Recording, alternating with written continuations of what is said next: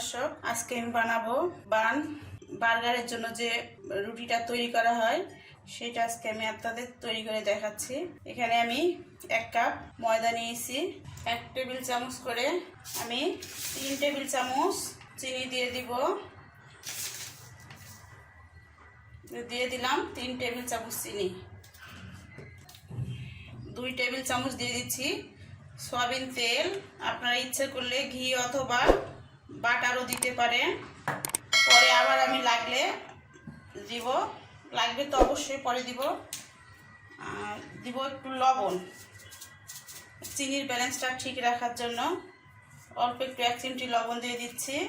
এরপর এগুলো আমি এখন ভালো করে মাখাবো। দিয়ে দিচ্ছি 1 কাপ আটার জন্য 1/2 টেবিল চামচ ইস্ট। বেশি দেওয়া যাবে না, গন্ধ করবে।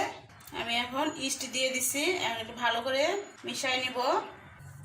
আমি কুসুম কুসুম গরম দুধ নিয়েছি, বেশি গরম দেওয়া যাবে না, সহ্য করার মতো যতখানি পরিমাণ লাগে সে অনুযায়ী, লাগলে আমি আরও দিব। 1/2 কাপ পুরা লাগেনি। এটা আমি রেখে দিলাম, দিয়ে এটা ভালো করে মেখে নিব। বন্ধুরিটা মাখানোটাই আসল। আর একটু তেল দিয়ে আমার বাটির গা ছেড়ে চলে আসছে। একটু উপরে তেল মালিশ দিব, তাহলে নরম থাকবে। 2 ঘন্টার জন্য আমি রেখে দিলাম। আজকে যেহেতু রোদ নাই, রোদ থাকলে রোদে তুলে বেশি ভালো হয়। 2 ঘন্টা পর আমি এখানে দেখাচ্ছি কতটা ফ্লাফি হয়ে গেছে। এখন আমাকে ভালো করে মেখে নিতে হবে। আমার প্রায় 10 মিনিট হয়ে গেল এভাবে মাখানো। এখন আমি এটা 1 কাপে আমি 4টা টুকরা করব, 4 পিস হবে আমার বান।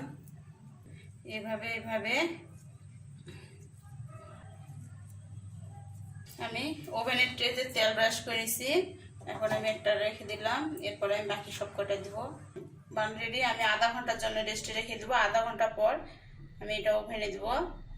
আধা ঘন্টা পর আমি এখন ওভেনে দিব।